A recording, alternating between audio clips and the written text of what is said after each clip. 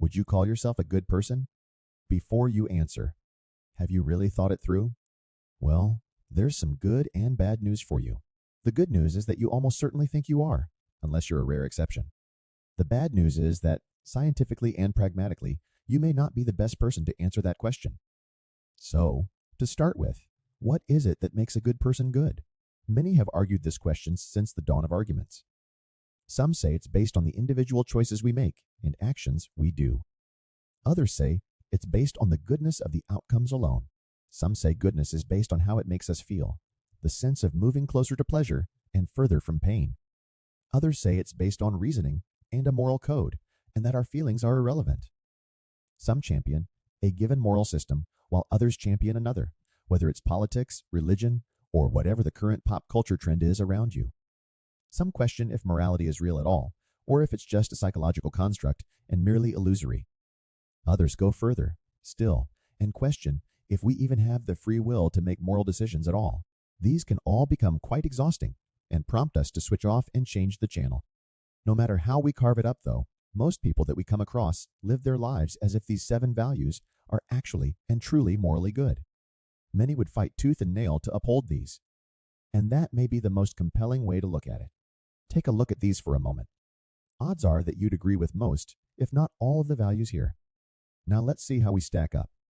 If you were to score yourself out of 10, with 1 meaning that you never display behaviors or thoughts which promote this value in your life, and 10 meaning that you demonstrate this value absolutely consistently without fail. Add those up, and that's your morality score out of 70. No surprises so far. What score would you say a truly good person should have? Take a moment to think about it. Are you absolutely sure? You may have ranked a good person quite high above your own score. If you did, congratulations, you are a statistical outlier. Odds are you've rated a good person with a score pretty close to your own.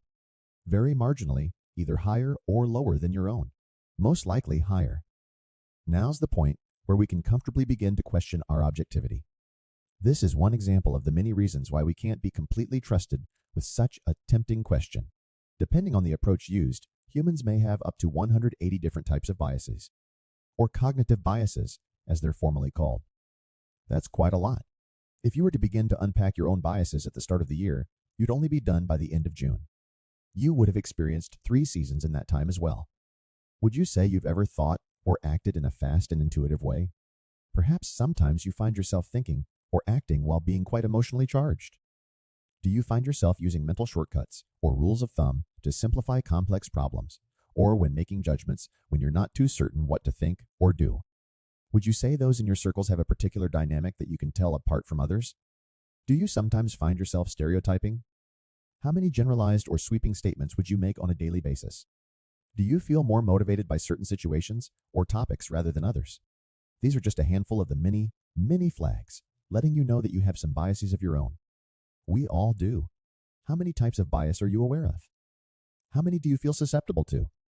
If that number is quite low, it most likely means your biases are very much alive and well. That's why most people rate themselves 6.7% higher than the average person on moral traits. It's a low enough increase to feel a sense of modesty about, while still making sure the increase is definitive enough to close the question. This particular type of bias is called the self-enhancement effect. Most people also rate themselves 4.5% higher than the average person in terms of general competence and creativity, and 3.2% higher on warmth of personality and likability. That's one way to keep a sense of humility in expressing our perceived superiority. This is all wrapped up in another type of bias called the better-than-average effect, which is quite self-explanatory. It's the reason why 8 out of 10 drivers think they're better than the average driver at strutting their stuff on the road. A good way to tell our moral position is not, therefore, to set ourselves up for failure. Given the smallest opportunity, we would likely rate ourselves slightly higher than average. If we're more on the modest side, that is. A better way to tell our moral position is to look at our experience of moral emotions. What are moral emotions? These are emotions linked to the interests or welfare of society, other people, and ourselves. As we see here, there are a range of emotions associated with 4 categories of moral emotions. When we feel positive emotions in reverence or praise of another, or of ourselves, or negative emotions which condemn or minimize others or ourselves.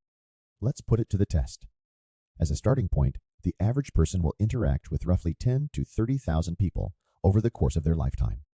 How many people in your life have you ever felt other praising emotions for? Let's take a rough guess at it. How often would you say you feel self-praising emotions? Out of 5, if 1 were almost never and 5 were almost always. What about other blaming emotions? How often would you say you feel those, out of 5 as well? We don't have to get into it, but I'm sure we can already see this beginning to tell a bit of a story. Now looking at the last group. How often would you say you feel those self-blame emotions? Let's really think about it. This may begin to tell a very different kind of story. Looking at the 7 common values again, we have 2 points to think about. The first is, why didn't we rate a good person as being 10 out of 10 across these values? Why did we pick our slightly lower numbers? Is it because we may not know anyone who fits that bill, or think it's impossible to do so? Surely not knowing someone that good doesn't mean that's no longer what good is. It definitely doesn't mean it's an impossibility. Perhaps it's just a standard too high for us to reach. Sometimes seeing others being guilty makes us loosen the reins a bit on our own standards and relieves some of our self-blame emotions. There's another type of bias just for this one too. It's called social comparison bias, which is the tendency to compare ourselves to others in order to rate our own abilities, performance, or happiness. We do this quite often. The second point to consider is this. For each score you gave yourself out of 10 for the 7 common values, take a look at what the balance is. That's technically your immorality score for each of those areas. Try adding those scores up, and that's your score out of 70 for your overall average immorality. Perhaps it's fairly low, but it's almost certainly not 0. If we match this score with those feelings of self-blame that we started digging into, we start to flesh out that different story a bit more. Odds are, this is the more accurate one. Could you still say you're a good person? What's your rationale? If you were asked to stand up on a stage in front of thousands of people to present a case for you either being a good person or not, all things considered, which one would be the stronger case to make? Which one would be the most convincing for your audience? This realization, right here, once the theoretical understanding sinks deep into us, is an absolutely critical one for understanding who we truly are. It's the best way to begin to understand ourselves. It's the very starting line to understand some truly good news which affects us all. Let's find out more about that in the next part.